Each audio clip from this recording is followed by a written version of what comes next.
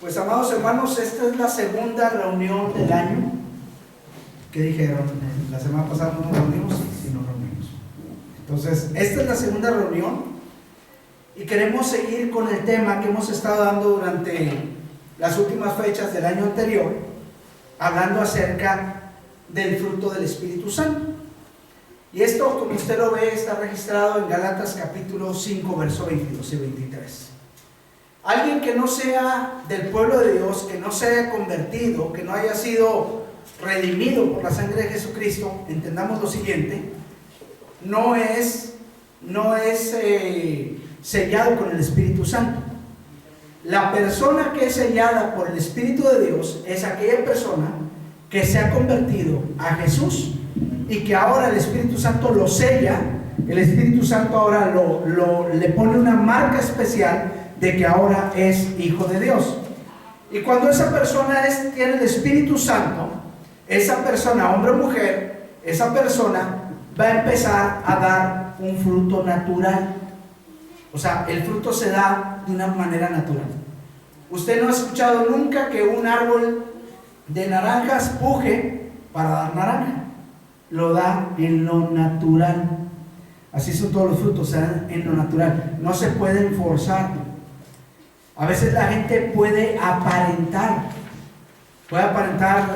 mucha misericordia, mucho amor, puede aparentar gozo, puede aparentar cualquiera de estas características del fruto del Espíritu Santo, pero así como lo aparentó, así es como se va.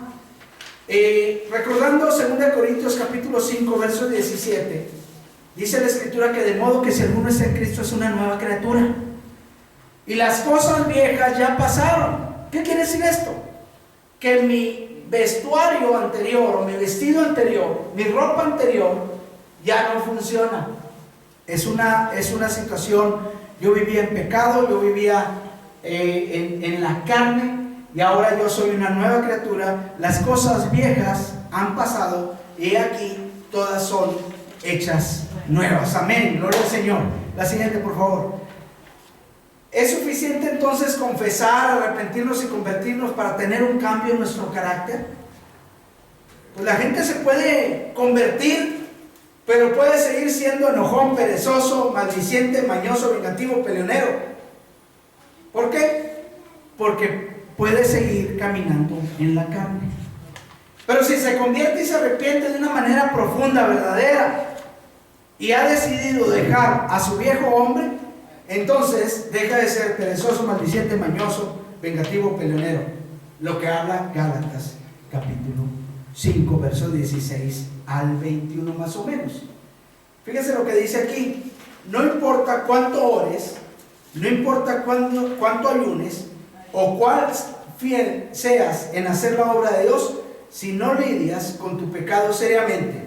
Si no lo hacemos así, nos estamos engañando a nosotros mismos. Y es una realidad. Si no afrontamos nuestro pecado, quiere decir nuestra carne, y la hacemos morir, porque así dice la palabra. Si Pablo no hubiera visto las grandes problemáticas que había en Corintios, que había en Filipo, que había con los Gálatas, que había en Tesalónica, y que había en Colosas, y que había en otros lugares de Asia Mayor y de Asia Menor, entonces no les hubiera dicho a los cristianos que se habían arrepentido: hagan morir pues lo terrenal que hay en ustedes.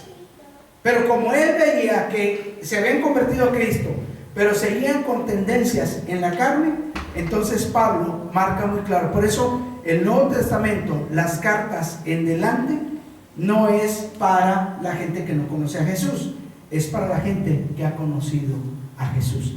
Claro que el Apocalipsis nos va a hablar de la situación tanto de fieles a Él e infieles a Él.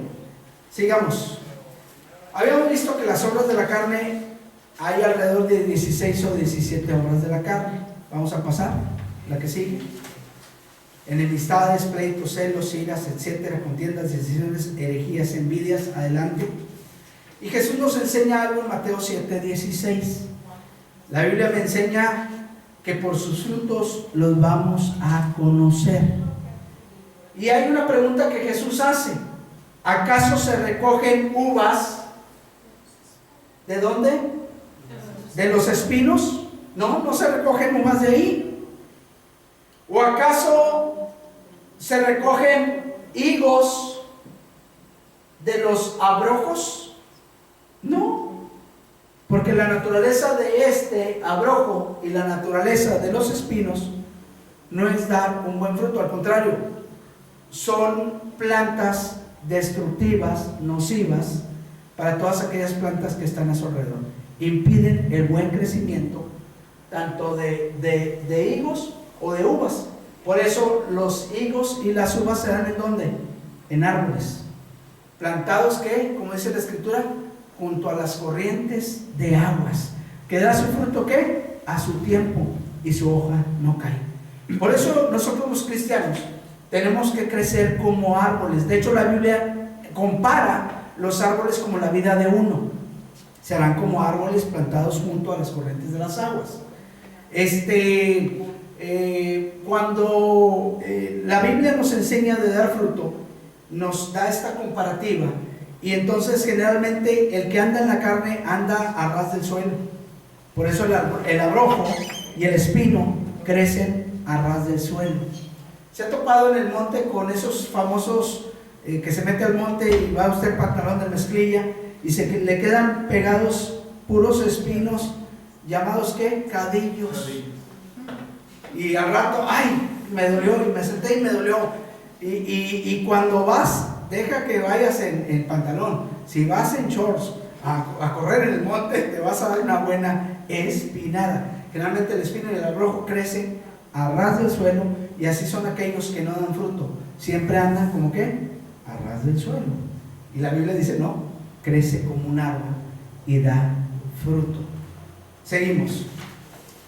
Acuérdense que la ocasión anterior hablábamos de la templanza, que en la palabra griega era enkateia, y era una parte del Espíritu Santo.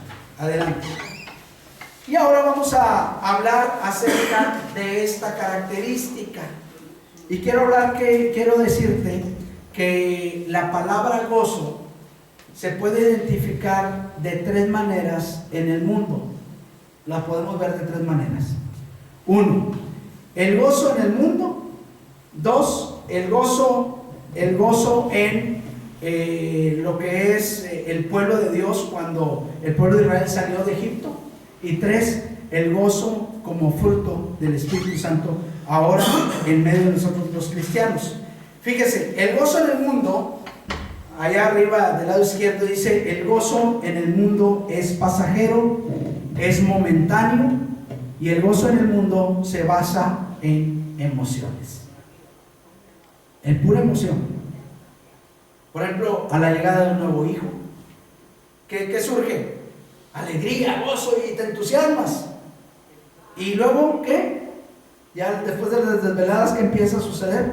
Como que ya no te gozas tanto en las desveladas, ¿verdad? Levántate, ¿quién se va a levantar a cargar al niño?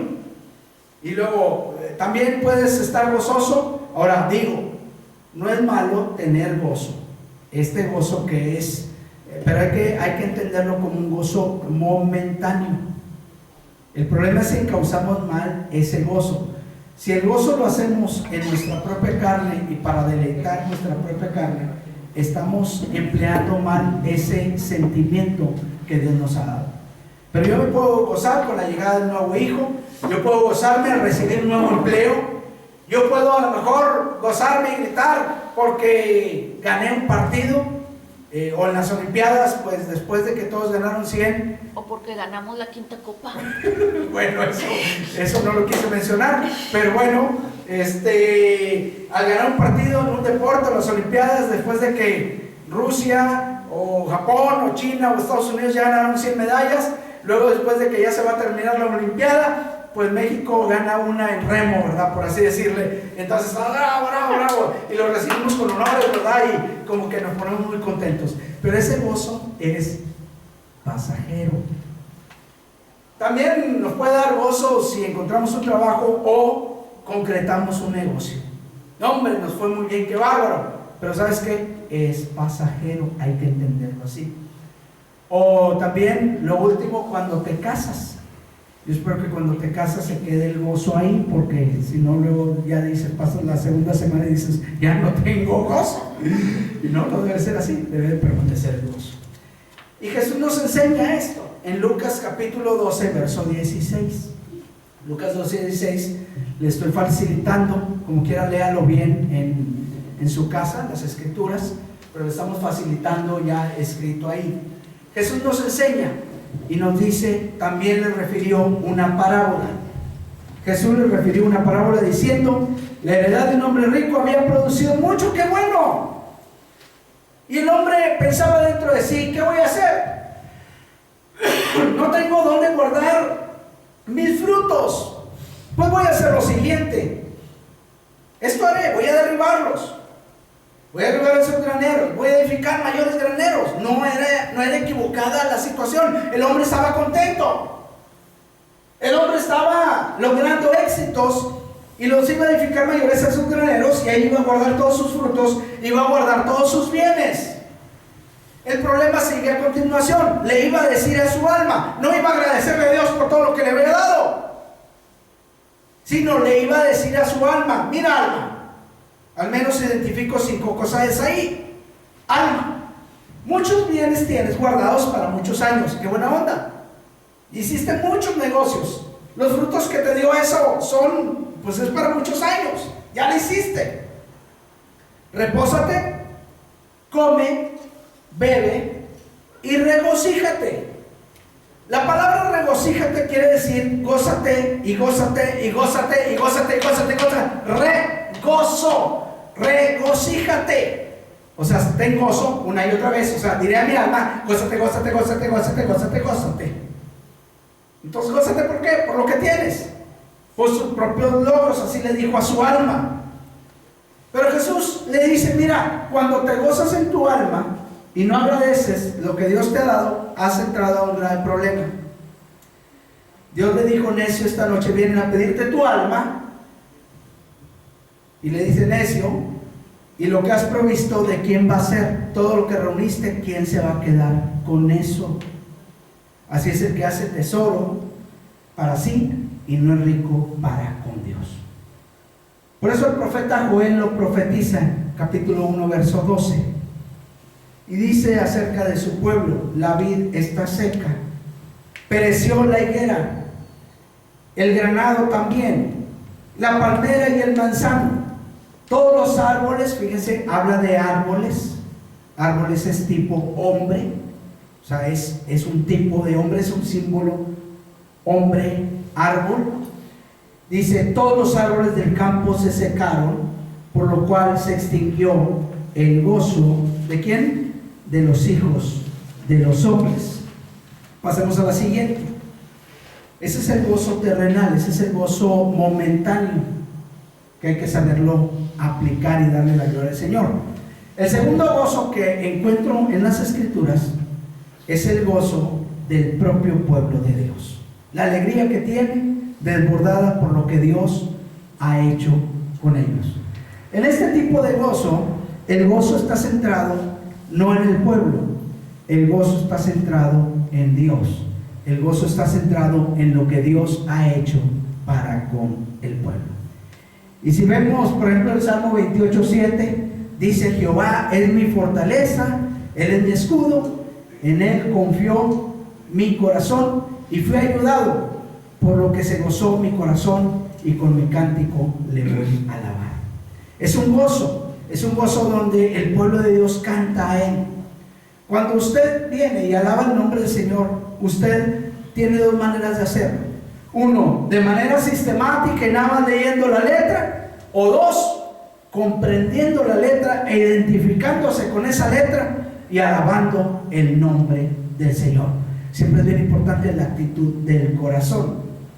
El Salmo número 16, verso 11 dice, Señor, tú me mostrarás la senda de la vida y en tu presencia hay plenitud de gozo, delicias a tu diestra para siempre. O sea, un alma, una persona que está identificada y alaba el nombre del Señor, sabe que en la presencia de Dios siempre va a haber un pleno gozo.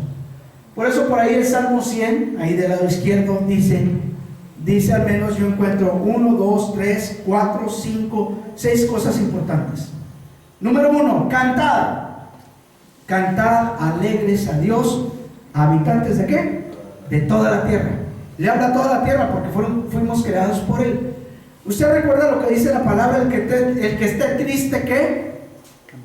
Cante alabanzas. ¿Cómo dice la Biblia también? El corazón alegre constituye un buen remedio. Pero el espíritu, ¿qué? Triste o en conflicto, ¿verdad? El espíritu agüitado, ¿verdad? Seca los huesos. Si el pueblo de Dios no ha aprendido a alabar y bendecir el nombre de Dios y no tiene gozo en su presencia, el pueblo de Dios viene la prueba y se agüita. Viene la prueba y agacha la cabeza.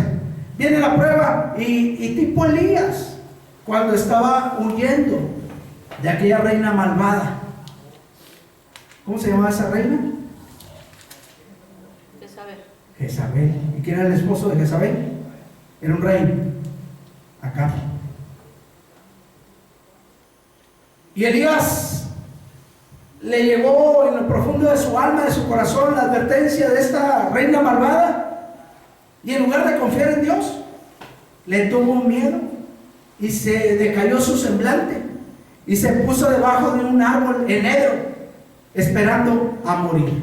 Y eso Dios no quiere, que tú te quedes debajo de un árbol enedro a morir, sino que tú aprendas: el que esté triste, cante alabanzas. El corazón alegre constituye un buen remedio. Y el Salmo 100 dice, ahí encuentro 5 cosas. Cantad, número 1.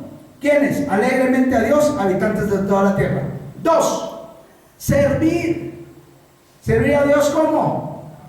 Con alegría. Generalmente la alegría y el gozo van tomados de la mano. Tú no puedes tener gozo sin antes tener alegría, sin antes estar contento delante del Señor. Número 3, dice que vengamos. Venid ante su presencia, ¿cómo? ¿Cómo Dios quiere que vengamos? Con regocijo. O sea, Dios no quiere que vengas y digas: no, hombre, Dios, fue una semana tremenda, fue bien dura, no, hombre, Señor, bájale tantito, más bien súbele la temperatura, porque trabajar así está muy difícil. O sea, Dios no quiere un pueblo que se queje. Dios quiere un pueblo que alabe su nombre. Por eso dice: venga ante su presencia con regocijo. Otra vez la palabra regocijo. La palabra regocijo quiere decir gozarme y volverme a gozar, y volverme a gozar, y volverme a gozar. O sea, venir ante la presencia de Dios con gozo continuo. Número 4, yo tengo que reconocer que Jehová es Dios. Yo tengo que reconocer que Él nos hizo y no a nosotros mismos. No somos creadores de nosotros mismos, somos pueblo suyo y somos sus ovejas. Tú le perteneces a Él, tú no nos perteneces a nosotros. Todos nosotros le pertenecemos ¿a quién? A Él. Él es nuestra cobertura, Él es nuestro pastor, Él es quien nos va dirigiendo, Él es el que nos lleva a pastos verdes. Lo que en esta mañana estás recibiendo tú es algo que el Espíritu Santo estuvo preparando para que tú lo tomaras, para que tú lo escucharas y para que tú lo comprendieras. Que es importante tener el gozo de la salvación, el gozo de su presencia. Número 5. Entrar por sus puertas, ¿cómo? Con acción de gracias. Cada vez que entres por estas puertas, entra agradecido. Entra por estos atrios, entra con alabanza. Alábale, bendice su nombre. Y hay una razón más que suficiente: porque Jehová es bueno y para siempre su misericordia y su verdad por todas las generaciones. Amén. Tú vas a encontrar en la escritura como María, la hermana de Moisés, que era profetisa, danzaba delante de Dios con otras mujeres, y ella alababa y bendecía el nombre del Señor. Termina esta diapositiva diciendo, Isaías 24:14: estos alzarán su voz, cantarán gozosos por la grandeza de Jehová, desde el mar darán voces. La siguiente. Quiero hablar de la última característica del gozo que es parte del fruto, como parte del fruto del Espíritu Santo. Este gozo no se basa en emociones. Usted recuerda lo que dice la palabra en Tesalonicenses: están siempre ¿qué? Gozosos. Orad sin cesar. O sea, es una indicación. No dice, miren, los que quieren estar gozosos, hermanos, gócense. Los que no, está bien, no se queden con gozo. No, está diciendo, hermanos, estad siempre gozosos. Y en aquellos tiempos no era tan agradable estar gozoso. Digamos, si basamos en emociones, no era tan agradable, porque había persecución a los cristianos. Imagínense los romanos que se convertían a Cristo. Imagínense los de Éfeso, que eran idólatras, que se convertían a Cristo. Imagínense los de Filipo o los de Corintio, que eran comerciantes y eran áreas de donde llegaban los barcos. Y vaya que en las fronteras y en los lugares marítimos, pues como que la vida, dice que en el mar la vida es más sabrosa, pero es porque hay mucho relajo generalmente en las costas. Y no era sencillo para ellos, no era fácil, padecían persecución. Y Jesús lo advirtió en Mateo capítulo 5. Bienaventurados, ¿quiénes? Los que padecen persecución, porque son justos, porque están caminando en la justicia, porque buscan ser justos. ¿Tú buscas ser justo en tu trabajo? ¿Sabes qué? A lo mejor vas a ser el arrocito negro en medio de todos. Porque van a decir, ¿cómo? Aquí el sistema es que todos se porten mal, porque tú te quieres portar bien. Bueno, porque tú eres diferente. Tú puedes ser un objeto de crítica en medio de donde te encuentres, porque tú debes de ser diferente. Pero eres bienaventurado los que padecen persecución por causa de la justicia, porque de ellos es el reino de los cielos. Bienaventurado eres por cuanto por mi causa os vituperen y os persigan y digan toda clase de mal contra vosotros mintiendo. Oye, te conviertes a Jesús y ya eres el foco de atención en tu familia. Te conviertes a Jesucristo y dicen, oye, ya eres aleluya. Te conviertes a Jesucristo y dicen, oye, ya eres un espécimen raro, ¿verdad? Ahora quieres ir todos los días a la iglesia. Ahora andas pasando versículos bíblicos o leyendo la Biblia. Eres un caso raro. Y vaya, yo digo que los cristianos estamos como que en periodo de extinción, los verdaderos cristianos. Y dice la Escritura, Jesús dice que tú vas a ser bienaventurado cuando hablen mal de ti o digan toda clase de mal contra vosotros, mintiendo. Por eso dice Jesús, gózate y alégrate. Gózate y alégrate, porque tu galardón es grande en los cielos, porque así persiguieron a los profetas que fueron antes que vosotros. Quiero ver algo aquí en este pasaje. Al final de este pasaje dice, porque vuestro galardón es grande en los cielos. Este tipo de gozo no se basa en emociones.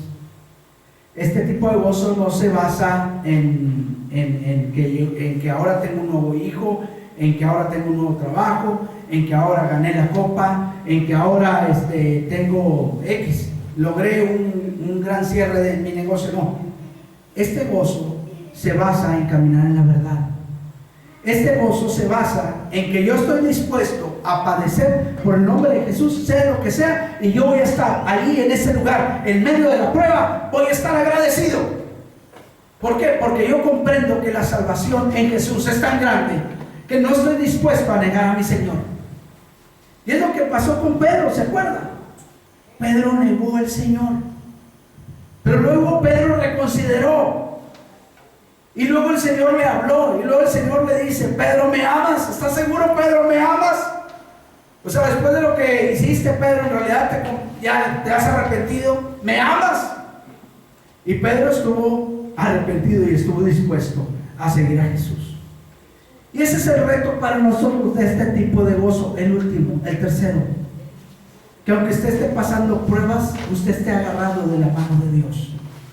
Y aunque aparentemente no le esté yendo bien porque usted es un hijo de Dios, es un aleluya, o es alguien que quiera hacer la voluntad de Dios, y usted va en contra de la corriente del sistema del mundo, usted está firme y dice, no importa, yo quiero agradar a mi Dios.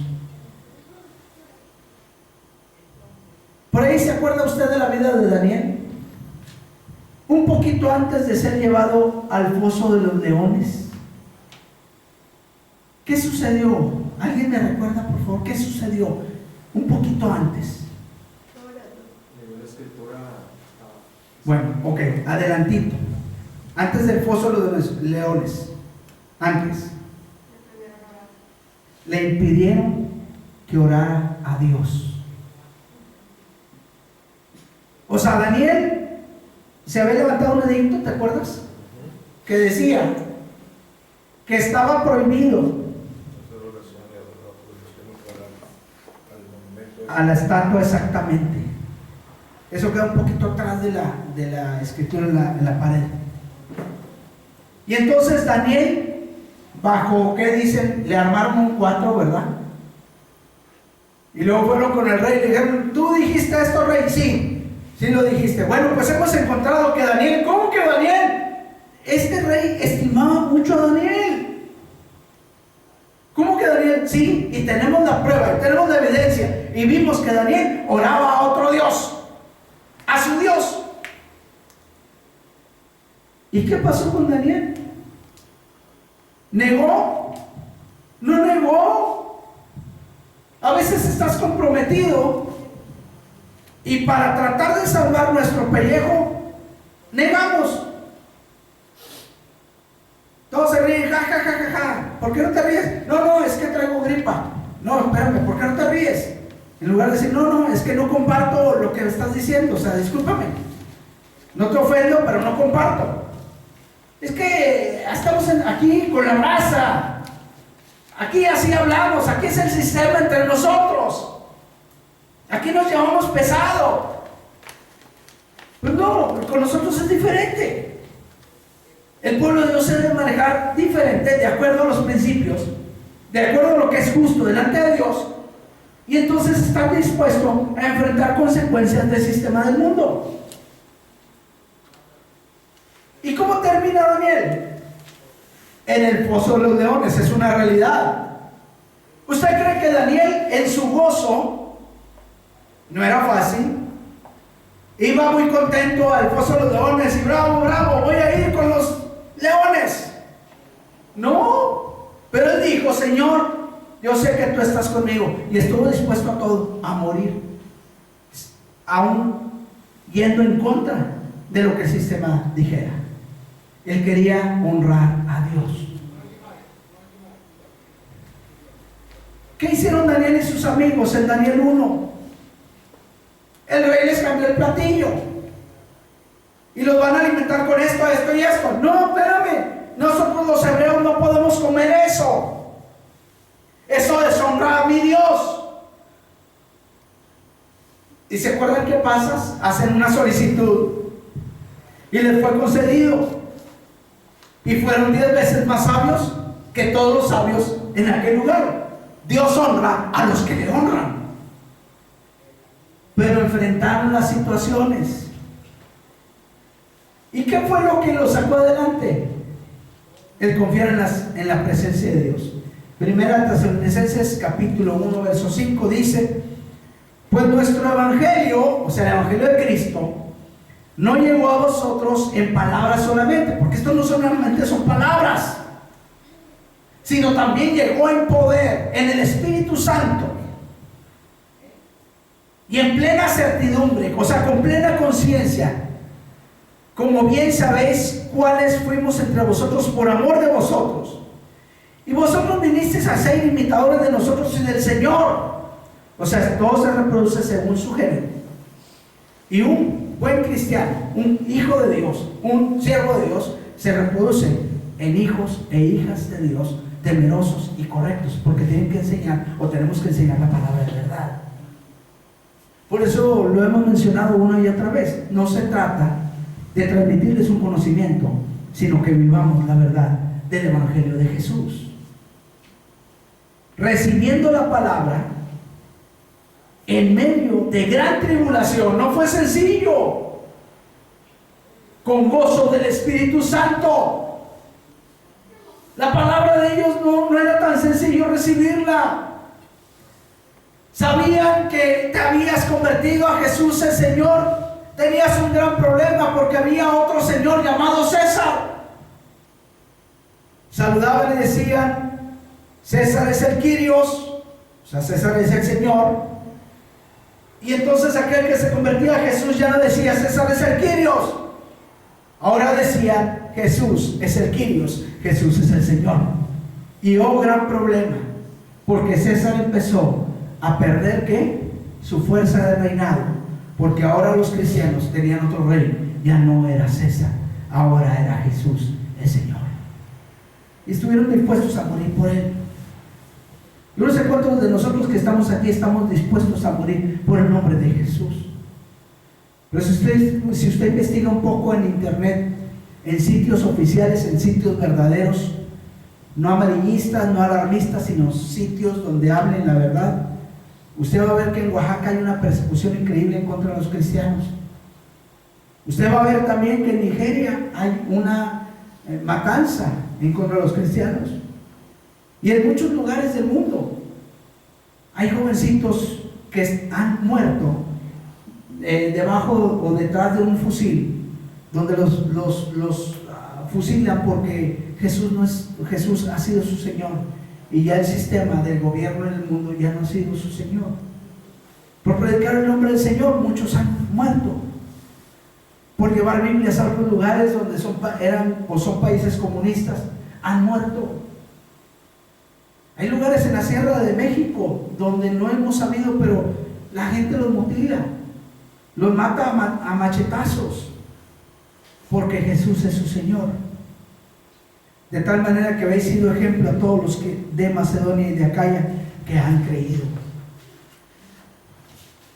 Vamos a pasar a lo siguiente. Hechos 16, 22, este es otro ejemplo. Aquí vemos a Pablo y a Silas. Bueno, es una escenificación. Entonces la multitud se amotinó contra Pablo y Silas. ¿Por qué? Por predicar el nombre de Jesús. ¿Por qué? Porque habían echado fuera un espíritu inmundo de una mujer que practicaba la adivinación. Y entonces le dejó de dar ganancias a sus amos. Y el pueblo idólatra y el pueblo hechicero y el pueblo que andaba en el ocultismo, el reino de las tinieblas los conmovió y se agolparon en contra de Pablo y de Silas. Se amotinaron y los magistrados mandaron que les arrancaran la ropa y que los azotaran. Esa es la realidad. Y después de darles muchos golpes, los echaron en la cárcel.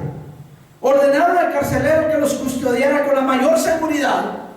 Y al recibir tal orden, los metió entonces en el calabozo del interior. Esa es la mayor seguridad. La cárcel del fondo, la celda de a fondo, la celda de allá abajo, en lo más oscuro. Y no solamente eso, sino para tenerlos seguros, les sujeta los pies en el cepo, que era tipo, ahora se usan esposas, para poder que no tengan movilidad los presos, los reos. En aquel tiempo usaban lo que se conocía como el cepo. Podía ser de metal, podía ser de madera. Era una tabla partida a la mitad, donde luego con un candado y demás le sujetaban lo que eran los pies. Pero sucede algo a medianoche. Pablo y Silas se pusieron a quejarse. No, Pablo y Silas dijeron: Señor, hemos venido y hemos liberado a una mujer que tenía espíritu inmundo de adivinación. Mira cómo estamos, Señor. No dijeron eso. Ellos sabían a lo que habían sido llamados. Y ellos, en lugar de quejarse, y es lo que hoy en día tenemos que aprender de la Escritura, el cristiano que ame a Dios y que quiera caminar en Dios, en medio de la prueba por hacer el bien, en medio de la prueba por hacer el bien, debe estar dispuesto a lo mejor a padecer. Pero en medio de ese padecimiento, dice la Biblia, que Pablo y Silas, verso 25, se pusieron a orar y se pusieron a cantar, y empezaron a cantar himnos a Dios. ¿Y sabe qué ocurría? Los otros presos estaban escuchando. Mientras que los otros presos se quejan, el pueblo de Dios alaba y bendice a su Dios porque ha confiado en Él. Porque Jesús hizo algo más que por nosotros. Él dio su vida por ti y por mí. Y entonces de repente se produce un terremoto tan fuerte que la cárcel se estremeció hasta sus cimientos. Y en ese mismo instante se abrieron todas las puertas. Y no nada más Pablo y Silas fueron libres, sino que todos los presos se les soltaron las cadenas. Cuando un hijo de Dios y una hija de Dios confía en Dios y en medio de la prueba alaba y bendice a Dios y está gozoso en medio de su situación, no solamente él recibe la bendición de Dios y la libertad de Dios, sino la gente que está a su alrededor también recibe de la presencia de Dios y recibe la oportunidad de ser libre. Por eso no sé cuánto tú puedes estar padeciendo, si es que estás padeciendo un poco. Pero si empiezas a caminar como un hijo y una hija de Dios, en verdad, y cumpliendo toda justicia de acuerdo a las Escrituras, vas a empezar a ser a la mejor crítica de la gente que está a tu alrededor. Porque no hacen las cosas conforme al mundo. Mira, ya debería de hacer esto. No, espérame, el mundo así lo marca. Yo no lo hago porque yo quiero honrar a mi Señor. Ejemplos hay muchos. Y dice la Biblia en el 27 que el carcelero se despertó y al ver las puertas de la cárcel de par en par, sacó la espada y estaba a punto de matarse porque era su responsabilidad. Si un preso se escapaba, él pagaba con su vida. Y él dice, porque pensaba que los presos se habían escapado. Ya estaba así con la espada. No le temblaba la mano. Él era un soldado, él era un carcelero, él era un jefe de guardias especiales, donde no le temblaba la mano ni matar, ni él mismo matarse. Para él iba a ser una deshonra que los presos se le hayan escapado, como quiera lo hubieran matado. Ese era el castigo. Se te escapó el preso que te di a cuidar, tú vas a la muerte. Tú vas a pagar por esa libertad. Y él ya se iba a matar. Pero Pablo le grita, no te hagas ningún daño, todos estamos aquí. Y el carcelero pidió una antorcha, pidió luz. Y entró precipitadamente. Y se echó temblando a los pies de Pablo y de Silas. ¿Por qué no se echó a los pies de otros? Porque él sabía que ahí había ocurrido el cambio, porque él seguramente había escuchado. Ninguno alababa y bendecía el nombre de Dios, solo Pablo y Silas cantaban himnos a Dios y oraban. Y luego les saca y les pregunta, señores, ¿qué tengo que hacer para yo ser salvo? Y él les dice, sencillamente cree en el Señor Jesús, así tú y tu familia serán salvos. Le contestaron. A la siguiente, por favor. Gracias. El gozo de los discípulos en medio de las pruebas. 1 Pedro capítulo 4. Amado, no te sorprendas del fuego de prueba que os ha sobrevenido, como si alguna cosa os extraña os aconteciese. ¿Usted recuerda una palabra de Jesús? Y ya casi concluimos. Dice, en el mundo tendréis ¿qué? Aflicción. O sea, cuando tú conoces a Jesús y lo haces Señor de tu vida, hay una promesa para ti. ¿Cuál es? En el mundo tendréis ¿qué? ¿Es una promesa o no es una promesa? Es una promesa. Está advirtiendo algo que vas a pasar. En el mundo tendréis aflicción. Pero dice, confía. No tengas miedo. Soporta. Yo he vencido al mundo. Por eso Pedro les recuerda y les dice, miren, Jesús yo lo escuché decir esto y yo les confirmo. ¿Saben qué? No te sorprendas del fuego de prueba que te puede venir o en el cual estás. como si alguna cosa te aconteciese o extraña te aconteciese. O sea, esto ya estaba dicho. Sino que, gozaos, gozaos, por cuanto eres participante de los padecimientos de Cristo, para que también en la revelación de su gloria os gocéis con gran alegría. Cuando tú lo veas te vas a gozar. Cuando la mujer está encinta y padece el dolor y la prueba, pero luego ve al bebé, pues tiene gozo, tiene alegría y dice, aunque haya padecido dolor, ahora tengo al bebé. Mateo 13:44. Miren, el reino de los cielos es semejante a un tesoro escondido en un campo, el cual un hombre halla. Y es listo, lo esconde de nuevo. No era su campo, era un campo. No era su campo, no era dueño de ese campo, pero ahí encuentra un tesoro. Muchacho listo, ¿qué dice? Para ser legítimo dueño de todo lo que hay aquí, tengo que comprar ese campo. ¿Y qué hace?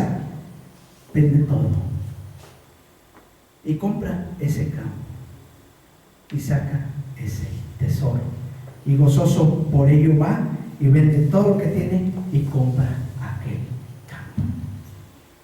1 Pedro 1:6, en el cual vosotros os alegráis, aunque ahora por un poco tiempo, si es necesario, tengan que ser afligidos en diversas pruebas. ¿Y sabe qué hace la prueba? Te forma carácter.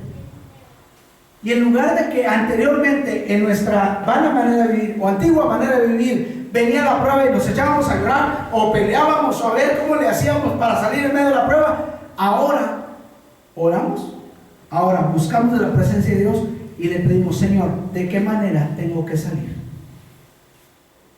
Ahora, pero aprendes en medio de la prueba, en medio del padecimiento, en medio de las críticas que tú puedes tener en tu familia, en tu escuela, en tu negocio o en tu trabajo, ahora aprendes a gozarte en el Señor. Para que sometida a prueba vuestra fe, verso 7, mucho más preciosa que el oro, porque el oro se prueba con fuego, el cual aunque perecedero se prueba con fuego, sea hallada esa fe, sea hallada en alabanza, en gloria y en honra cuando sea manifestado Jesucristo, a quien amáis sin haberle visto. ¿Alguno de ustedes ha visto a Jesús? No, ¿verdad? No me diga con los ojos de la fe. Yo sé que con los ojos de la fe, pero si los ojos de la fe, ¿ha visto a Jesús? ¿Le han presentado a Jesús y usted ha saludado a Jesús? No. Pero ¿cómo se acerca a Él? Con fe. Porque tú lo amas sin haberlo visto. A quien amáis sin haberle visto, en quien creyendo, aunque ahora no lo veis, os alegráis con gozo inefable y glorioso, obteniendo el fin de vuestra fe, que es la salvación de vuestras almas. Así que, hermanos, dentro del fruto del Espíritu está esa parte llamada gozo, y ese gozo tiene que fluir en medio de la prueba y aún no en medio de la prueba. Por eso cuando cantamos y alabamos su nombre, le decimos: hermanos, vamos a gozarnos esta mañana en el nombre del Señor Jesús. ¿Y qué es gozar si no es expresar nuestra gratitud con un canto, con alegría delante de Él? Los cristianos que están así todos agüitados, y es que a lo mejor no están agradecidos, o a lo mejor no están conscientes de todo lo que Dios hizo en la vida de uno. Por eso yo te invito, empieza a analizar el fruto del Espíritu Santo que está en ti, a ver cómo lo identificas. En medio de la prueba te quejas, criticas, señalas, destruyes, o en medio de la prueba oras y cantas alabanzas al Señor, caminas en consejo y te gozas en medio de la tribulación. No es fácil, no es nada sencillo, pero sí es posible. Está escrito Y en el Nuevo Testamento, Pablo nos enseña de que es parte del fruto del Espíritu Santo. Padre, te queremos dar las gracias en esta mañana, porque dentro de los 9 elementos que están dentro del fruto del Espíritu Santo está el gozo. Y el gozo habla de la experiencia, o habla de el fluir, y habla de esa parte, de ese fruto completo del Espíritu Santo, que uno está alabando y bendiciendo constantemente tu presencia, con gratitud y con alegría. En esta mañana hemos aprendido 3 clases de gozo. El gozo del mundo, que se basa en emociones y es perecedero y es limitado. El gozo que tu pueblo en tiempo antiguo celebraba en tu nombre, que también tenemos que aprenderlo. Y el gozo como parte del fruto del Espíritu Santo, que en medio de la prueba, o en medio, Señor, aún de las experiencias agradables, podamos expresar ese gozo una y otra vez. Bendigo a este pueblo y te damos las gracias por habernos hablado, por habernos enseñado, por habernos orientado. Bendecimos, Señor, a este pueblo en el nombre de Jesús. Amén. Amén. La cámara la puedo